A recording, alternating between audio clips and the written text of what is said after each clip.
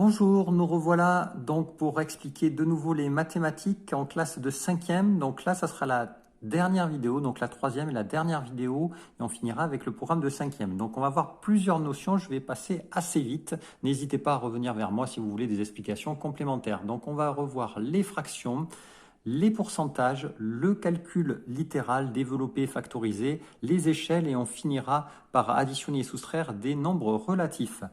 Donc, pour les fractions, déjà, il faut connaître une règle qui est toute simple, mais qui est très utile, on s'en sert très souvent. C'est qu'un quotient ne change pas quand on multiplie son numérateur ou son dénominateur par un même nombre non nul. Par exemple, je vous le marque ici, A sur B, c'est égal à A fois K ou B fois K. J'ai le droit de multiplier par le même nombre en haut et en bas par le nombre K.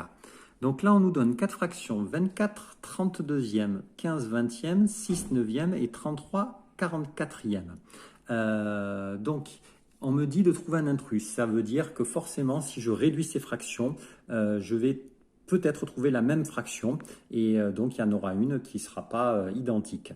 Alors 24 32e, si je connais bien mes tables, je me dis tiens 8 fois 3 ça fait 24, 8 fois 4 ça fait 32.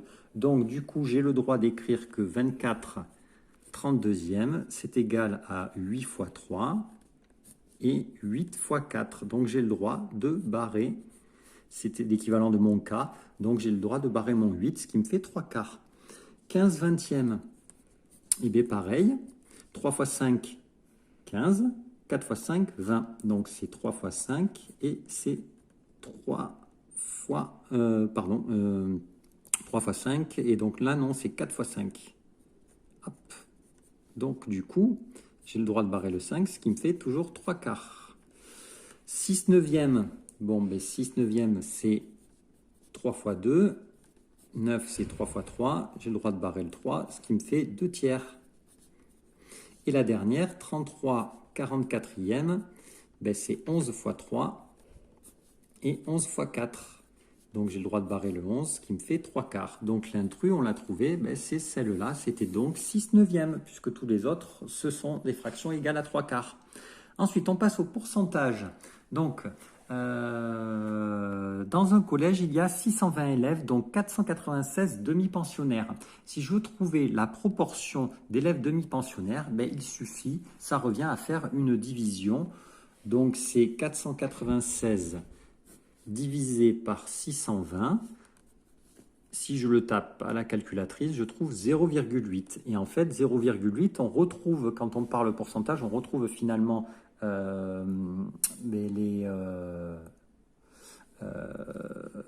nombres, les fractions décimales, ce qui fait 80 centièmes, c'est-à-dire 80%.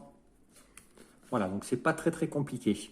Autre exemple, si par exemple je voudrais retrouver les 496 de départ, par exemple je dis il y a 80% des 620 élèves qui sont demi-pensionnaires, il suffit que je fasse 620 fois 80% et je vais retrouver mon nombre de demi-pensionnaires.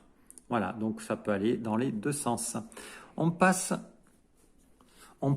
au calcul littéral. Donc là, il s'agit, c'est souvent quand on a des problèmes avec des inconnus. Donc les inconnus, on peut les appeler X, on peut les appeler A, on peut les appeler Y.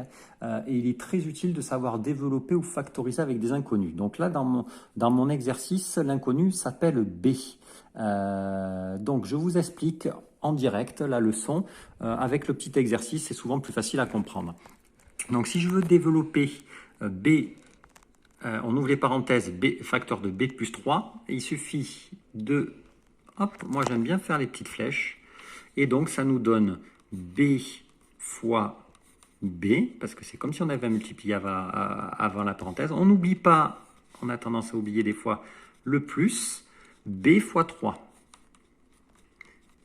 Ce qui fait que si je veux réduire, ben B fois B, ça me fait B au carré, et B fois 3, ça me fait 3B.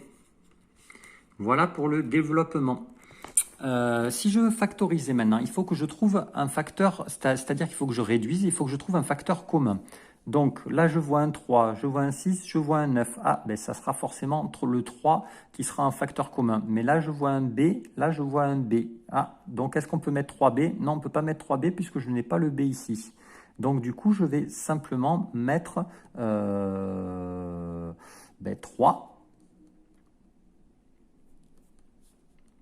hop, en facteur commun. Facteur de B au carré plus... Il me manque quoi? Ben, pour faire 6, il me manque 2, donc facteur de 2b, plus, il me manque quoi pour faire 9? Il me manque 3. Voilà, donc c'est 3 facteurs de b au carré plus 2b plus 3.